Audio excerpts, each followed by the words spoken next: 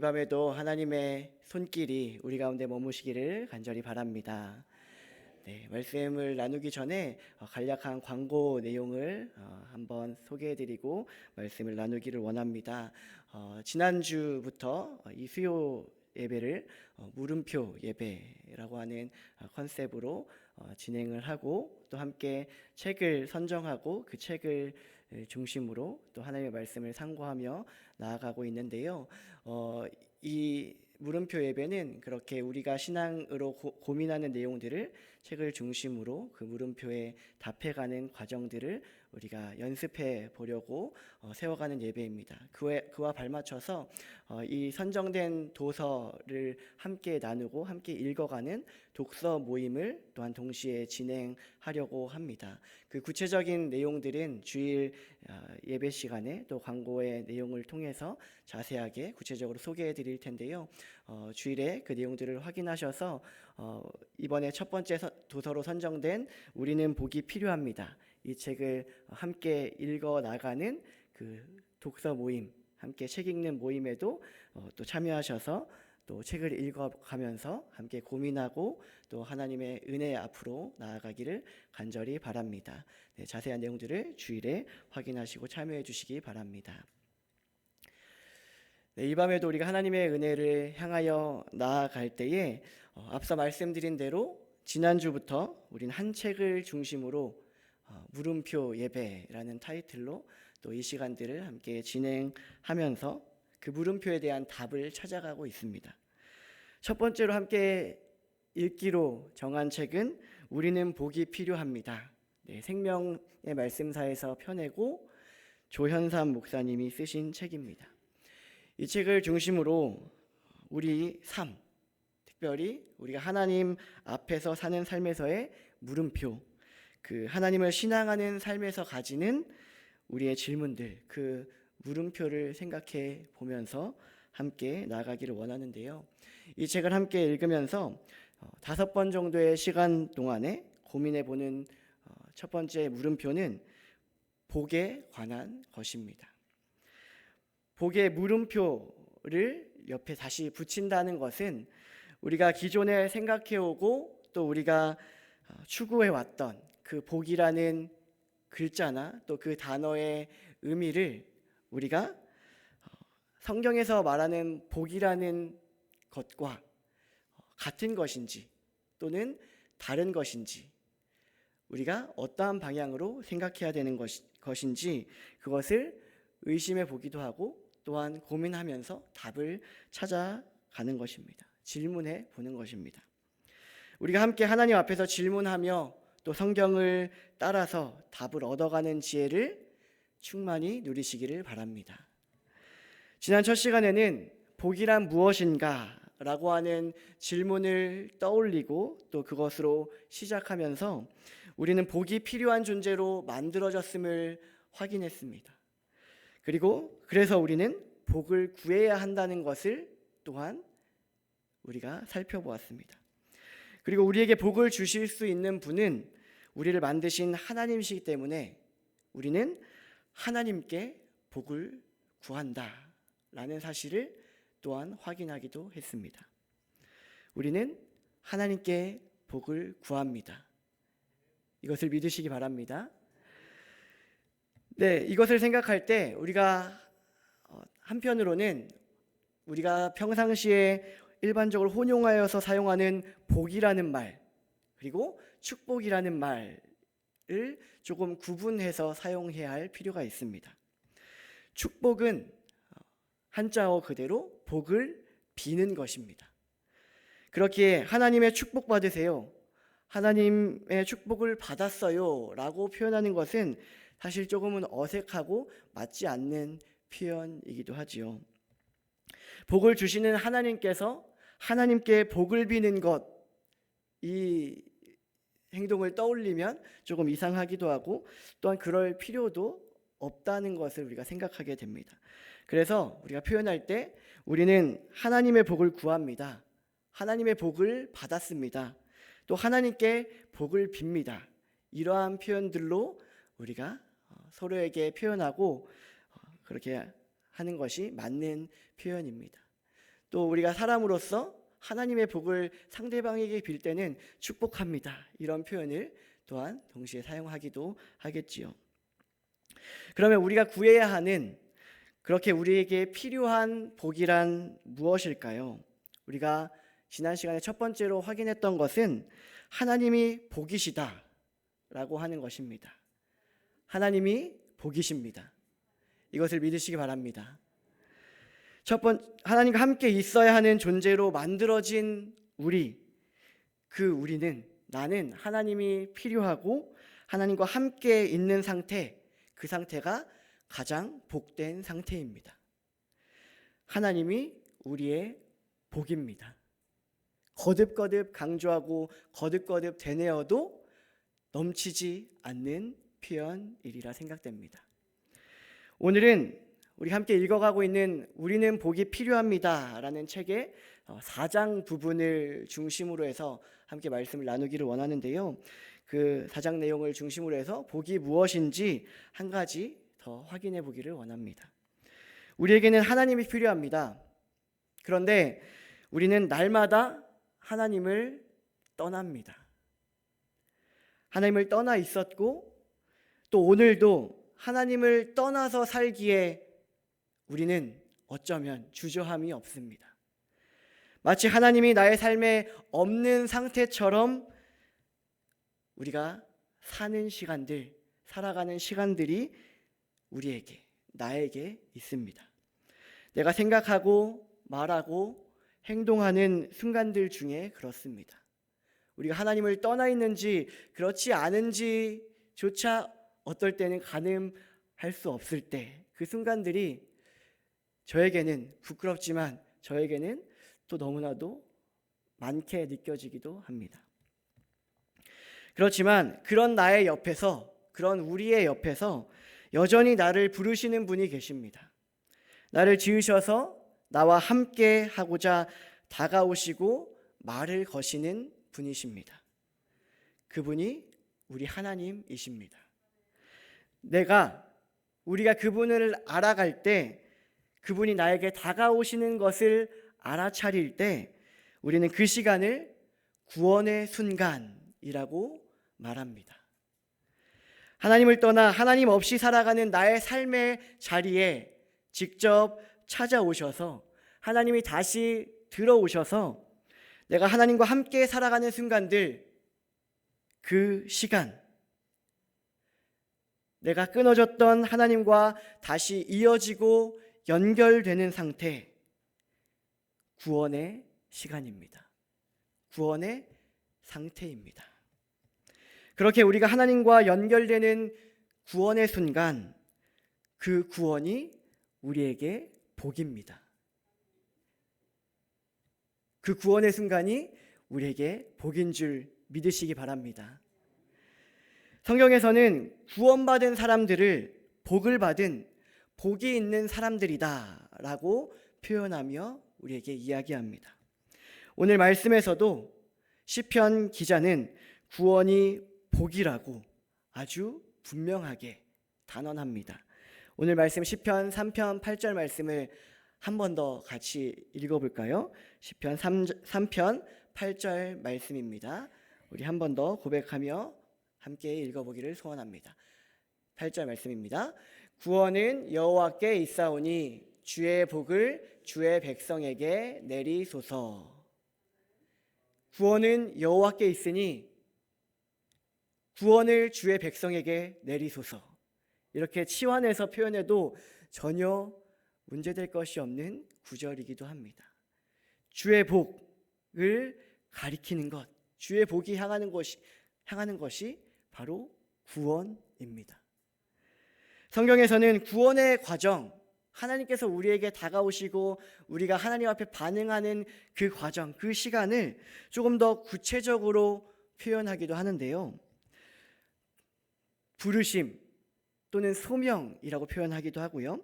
중생, 거듭남, 회개, 그리고 믿음, 칭의, 그리고 양자됨 또는 입양이라는 표현으로 설명할 수도 있는데요. 그리고 성화 또 영화, 이러한 과정들을 구원을 표현하면서 성경에서 우리에게 드러내고 우리가 하나님께 나아가는 과정들을 설명하는 표현들입니다. 이 구원의 과정은 한순간에 하나님 앞에서 동시에 일어나는 일이기도 하고 또 순차적으로 우리의 삶의 그 연속선상에서 일어나는 일이기도 합니다. 구원이 복이라는 것은 이 구원의 과정이 우리에게 복이라는 것을 의미하기도 합니다. 시편 33편 12절에서는 이렇게 선언하고 선포합니다. 여호와를 자기 하나님으로 삼은 나라 곧 하나님의 기업으로 선택된 백성은 복이 있도다. 그리고 시편 65편 4절에서는 또 이렇게 선언하기도 하는데요. 우리 함께 한 마음으로 읽어보기를 원합니다. 4절 말씀입니다. 주께서 택하시고 가까이 오게 하사 주의 뜰에 살게 하신 사람은 복이 있나이다. 우리가 주의 집 곧 주의 성전의 아름다움으로 만족하리이다. 또 신약 성경에서는 에베소서에서 바울이 이러한 고백으로 우리에게 다가오시는 또 하나님의 부르심을 받는 우리를 향해서 이렇게 표현하고 선언합니다. 에베소서 1장 3절부터 5절까지의 말씀도 우리 함께 읽습니다. 찬송하리로다. 하나님 곧 우리 주 예수 그리스도의 아버지께서 그리스도 안에서 하늘에 속한 모든 신령한 복을 우리에게 주시되 곧 창세전에 그리스도 안에서 우리를 택하사 우리로 사랑 안에서 그 앞에 거룩하고 흠이 없게 하시려고 그 기쁘신 뜻대로 우리를 예정하사 예수 그리스도로 말미암아 자기 아들들이 되게 하셨으니. 아멘. 이 사도 바울의 표현들은 하나님께서 우리를 정하시고 선택하셔서 하나님께로 이끄셔서 하나님께로 부르셔서 하나님의 사람으로 세우셨다. 하나님의 아들로 세우셨다. 라고 하는 우리가 하나님께 신실함으로 고백해야 되는 믿음의 고백을 의미합니다. 하나님께서 우리에게 허락하시는 그 구원의 과정들을 설명하고 있고요. 하나님께서 그분의 사랑으로 뜻을 세워서 하나님의 의지를 가지시고 나를 하나님의 아들로 부르셨습니다. 이것을 표현하는 사도 바울의 심정입니다. 그렇게 우리를 하나님의 사람으로, 하나님의 아들로 우리를 부르신 그 부르심이, 하나님께서 우리를 부르신 것이 우리에게 복입니다. 이것을 믿으시기 바랍니다. 그리고 시편 32편 1절에서는 또한 시편 기자가 이렇게 선언하고 표현합니다. 허물의 사함을 받고 자신의 죄가 가려진 자는 복이 있도다. 로마서 4장 7절에서 8절에서는 사도 바울이 또한 이 맥락을 이어서 이렇게 표현하고 고백합니다. 불법이 사함을 받고 죄가 가려짐을 받는 사람들은 복이 있고 주께서 그 죄를 인정하지 아니하실 사람은 복이 있도다 함과 같으니라. 우리가 계속해서 주일마다 상고하는 로마서의 말씀, 우리가 어떻게 하나님 앞에 서게 되는지를 아주 명확하고 단언하면서 우리에게 표현하는 표현들이죠. 시편 기자와 사도 바울이 선언하고 고백하듯 죄의 사함을 받는 것, 그것이 우리에게 복인 줄 믿습니다. 우리의 죄된 습성들과 삶의 방향들을 자백하고 우리의 삶을 하나님께로 돌이키는 것, 우리의 방향을 재고하는 것, 회개하여 하나님께로 나아가는 것, 그렇게 죄사함을 받는 것이 우리의 복입니다. 그렇게 역사하시는 하나님 앞에서 우리에게 죄사함의 은혜로 다스리시는 하나님을 믿으시기 바랍니다. 우리는 그렇게 우리에게 다가오셔서 구원을 이루시는 하나님을 믿습니다. 누가복음 10장 22절부터 23절까지의 말씀에서는 또한 이렇게 예수님께서 기도하시고 우리에게 하나님의 마음을 드러내시는데요. 내 아버지께서 모든 것을 내게 주셨으니 아버지 외에는 아들이 누구인지 아는 자가 없고 아들과 또 아들의 소원대로 계시를 받는 자 외에는 아버지가 누구인지 아는 자가 없나이다 하시고 제자들을 돌아보시며 조용히 이르시되 너희가 보는 것을 보는 눈은 복이 있도다. 이렇게 예수님께서 선언하시는데요. 예수님이 누구이신지를 깨달아 알아서 보는 사람, 예수님이 하나님의 아들이심을 보는 사람, 예수님이 우리에게 다가오신 하나님이심을 보고 알고 고백하는 자, 그렇게 하나님을 믿는 자가 복이 있다 선언하심을 믿음으로 받으시기 바랍니다. 예수님이 그렇게 다가오시는 하나님이시라는 것을 우리에게 다가오시는, 인간에게 다가오시고 우리에게 다가오시고 나에게 다가오시는 하나님이시라는 사실을 믿으시기 바랍니다. 하나님을 믿는다는 것은 그 하나님을 신뢰함으로 의지하는 것이기도 합니다. 그리고 그분이 나의 삶의 유일하신 하나님이시라는 것을 깨달아 알고 인정하는 것이기도 합니다. 그분을 그렇게 나의 삶에서, 나의 삶의 자리에서 높이 인정하며 고백하고 경외하는 것이지요. 그 나의 앞에 서신 하나님 앞에서 내가 때로는 두려워 떠는 것이지요. 나를 능가하시고 무한하신 하나님이 나의 삶에 들어오시기에, 내가 그분을 인정하기에 우리는 그분을 경외할 수밖에 없지 않겠습니까? 갈라디아서 3장 9절에서 이렇게 표현합니다. 그러므로 믿음으로 말미암은 자는 믿음이 있는 아브라함과 함께 복을 받느니라. 하나님을 신뢰하고 의지하는 사람들, 하나님을 경외하고 그 말씀을 따라 사는 사람들, 그렇게 하나님을 믿는 것이 우리가 누리는 복입니다. 그것을 믿으시기 바랍니다. 그렇게 믿음으로 하나님 앞에 구원의 순간들을 맞아서 누려가는 사람들, 그것이 우리가 누리게 되는 구원의 복인 줄 믿습니다. 로마서 4장 4절에서 8절 말씀을 우리가 한 번 더 확인해 보기를 원하는데요. 이렇게 사도 바울이 우리에게 선언하면서 고백합니다. 일하는 자에게는 그 삭시 은혜로 여겨지지 아니하고 보수로 여겨지거니와 이를 아니할지라도 경건하지 아니한 자를 의롭다 하시는 이를 믿는 자에게는 그의 믿음을 의로 여기시나니 일한 것이 없이 하나님께 의로 여기심을 받는 사람의 복에 대하여 다윗이 말한 바 불법이 사함을 받고 죄가 가려짐을 받는 사람들은 복이 있고 주께서 그 죄를 인정하지 아니하실 사람은 복이 있도다 함과 같으니라. 앞서서 우리가 함께 살펴봤던 시편 말씀을 다시 한번 사도 바울도 인용하면서 그 다윗의 고백, 시편 기자의 고백을 다시 받아서 우리가 그렇게 우리의 죄가 가려진 것처럼 하나님께서 우리를 다스리시고 우리를 다루시고 의롭게 여겨주시는 것,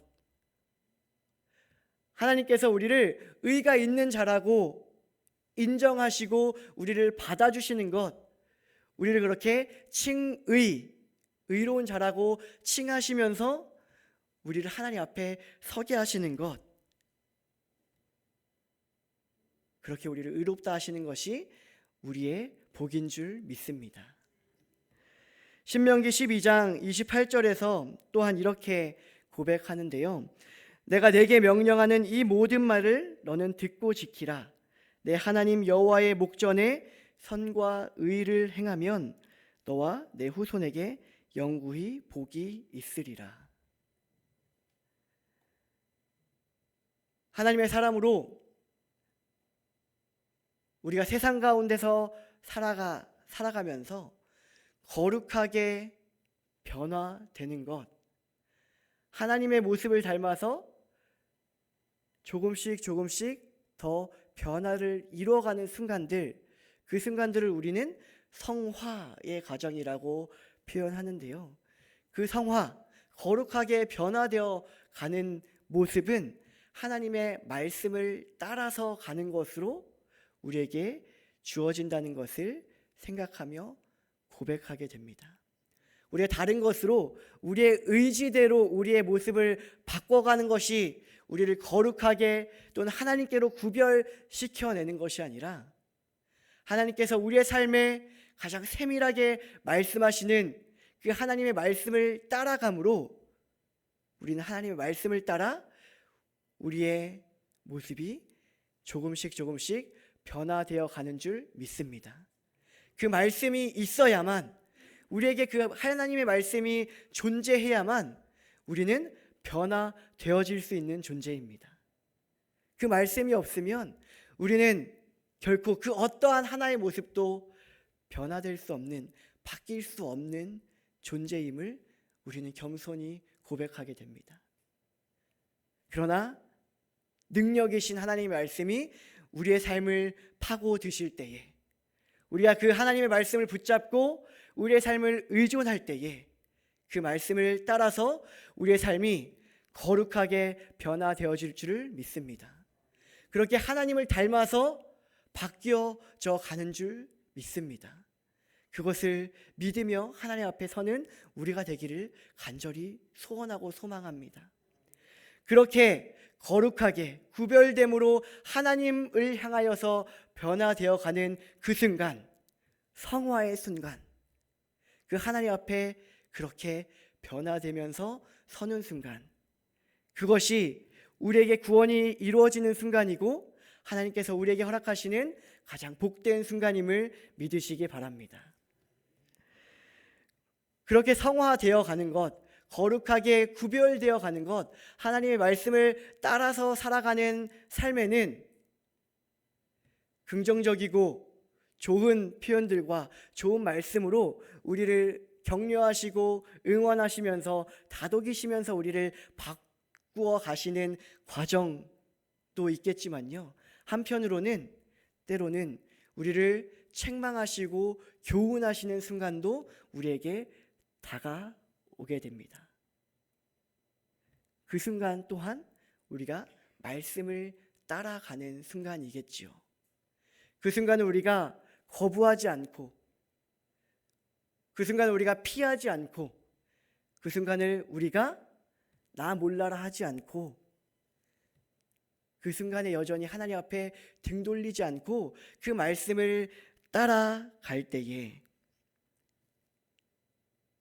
때로는 고난과 박해라는 순간으로 우리가 말씀을 따라가는 것이 저해되고 방해를 받는 순간에도 여전히 참고 기다리며 하나님 앞에 서기를 주저하지 않는 것, 포기하지 않는 것, 그렇게 하나님을 닮아서 하나님처럼 우리가 하나님의 형상을 본받아 나아가는 그 순간이 우리에게 한순간 한순간씩 쌓아가는 것이 하나님께서 우리의 삶을 거룩하게 변화시켜 가시는, 성화를 이루어 가시는, 구원을 이루어 가시는 가장 복된 순간, 그리고 그것이 우리에게 주어지는 복인 줄 믿으시기 바랍니다.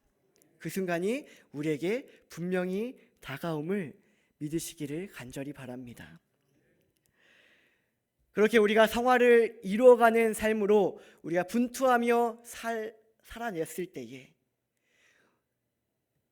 종래에, 종국에 우리의 이 땅에서의 숨을 다하는 날, 또한 그 시간들을 모두 모두어서 우리가 결국에는 하나님 앞에 서게 되는 날, 그것을 우리는 영화롭게 된다라고도 표현하기도 하는데요. 영화의 그 구원을 누리게 하시는 순간 우리가 반드시 맞이하게 될 복된 순간임을 기억하시길 바랍니다. 우리에게 주어지는 주 안에서 죽어서 하나님 앞에 넉넉하고 담대하게 서게 하시는 순간, 우리를 영화롭게 하시는 순간, 그 순간들이 우리에게 복인 줄 믿습니다. 그렇게 예수를 믿어서 우리가 죽음의 시간들을 날마다 견디어 나아감으로, 넘어감으로, 또 우리가 목숨을 다함으로 다시 한번 하나님 앞에 서게 되는 그 영화를 누리게 하시는 그 순간이 우리에게 가장 복된 순간임을 믿으시기 바랍니다. 그렇게 하나님께서 우리에게 구원의 과정들을 이루어 가십니다. 우리를 부르셔서 우리에게 죄 사함의 은혜를 부으시고 우리를 의롭다 하십니다. 그렇게 우리가 하나님 앞에 다시 서서 하나님과 함께 걷는 존재로 우리와 함께 그 걸음을 걸어가시기를 원하시는 하나님을 믿으시기 바랍니다. 그렇게 우리가 하루하루 하나님 앞에서 하나님과 함께 하나님의 손을 붙잡고 걸어 나아가는 것이 우리가 하나님을 닮아 거룩하게 변화되는 순간, 그리고 그 순간이 우리의 시간 안에서 끝까지 다다른다면 그것이 우리에게 마지막 정말로 끝이 되는 것이 아니라 더 풍성한 하나님의 은혜를 누리게 하시는, 하나님과 한 호흡으로 하나님과 떨어지지 않는 가장 친밀하고 가장 긴밀하게 연결된 그 상태로 하나님을 온전히 누리게 하시는 그 영화의 순간에 이르기까지 우리가 우리의 삶을 다해 하나님께서 허락하시는 그 구원의 과정을, 구원의 시간들을 이루어 가기를 소망합니다. 아니요, 그렇게 우리를 통해서, 우리를 향해서 구원을 이루어 가시는 하나님을 믿으시기 바랍니다. 하나님께서는 그 구원을 반드시 이루어 내실 것입니다. 우리의 어떠함 때문이 아니라 하나님의 그 사랑으로, 하나님의 가장 본래의 속성이신 그 사랑 안에서 우리를 하나님의 곁으로 부르시고 품으셔서 절대 놓지 않으셔서 하나님과 그 연결된 상태를 이제는 다시는 끊어내지 못하시게 우리를 엮어내시고 함께 하실 줄 믿습니다. 그 구원의 감격과 은혜를 누리시는 하나님의 사람들 되시기를 간절히 바랍니다. 그 구원의 가장 복된 순간을 여러분들에게 주어진 삶의 자리에서, 그 시간들에서 가장 풍성하게 누리시기를 간절히 바랍니다. 그것이 우리에게 주어진 복입니다. 그것이 우리가 누리는 복인 줄 믿습니다. 그 순간이 우리에게 어떤 순간인가요? 그 순간이 다시 표현하자면 하나님과 함께 생명, 영원한 생명을 누려가는 하나님 나라, 천국을 누려가는 순간인 것입니다.